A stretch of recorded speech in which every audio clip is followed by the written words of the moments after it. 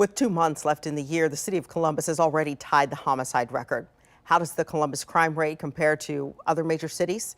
Continuing our team coverage now, Crime Tracker 10's Lacey Crisp, but she's been tracking that for months. Taylor is definitely a character. Everybody loved him. He's a sweetheart. Takara Key smiles as she looks at pictures of her husband, Taylor Key. Taylor was shot and killed in their home on the 2000 block of Burrell Avenue on August 29th by a family friend. So Taylor basically was executed in front of our children. Takara has decided to stay in the home and care for their 7 kids, ages 1 through 15. She joins a group of growing families in the city of Columbus grieving loved ones because of the violence. New Columbus Public Safety Director Robert Clark understands that pain. I am the son of a murdered father, so I know what it feels like every time we have a shooting, every time we have a homicide. So how much have homicides increased in Columbus since 2019? We took a look and the percentage has increased more than the city of Chicago's numbers. The city is on track to break that increase in 2021. As of October 22nd, for Columbus, the increase is already at 63%, while Chicago homicides have increased by 34%.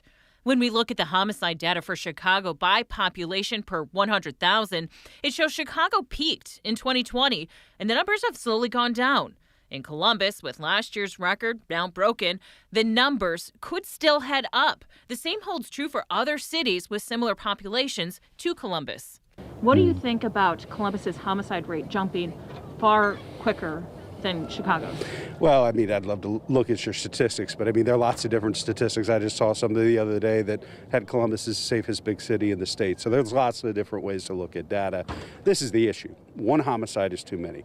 The most recent data released from the FBI shows that Columbus was the safest big city in Ohio in 2019 when it comes to violent crime. That includes homicides, murders, and assaults. But those numbers are from before Columbus broke its homicide record last year and again this year. But we also understand that crime, homicide, and violence is manifestations of other social ills. So we have to find the resources around the city and even around the state to be able to bring those resources and those programming to our communities so we can get our kids, and a lot of this is perpetrated by our young adults. While Columbus police have made an arrest in Taylor's homicide, it doesn't bring back the husband and father. I don't think that he knows what he took away from so many people. So many people. I don't think he understands what he took away from the kids. So it's been kind of really, really hard lately. In Columbus, Lacey Crisp, 10 TV News. So far, Columbus police have solved about 50% of the homicides this year in the city. If you have a crime tip for our Crime Tracker 10 team, send an email to them, crimetracker10@10tv.com.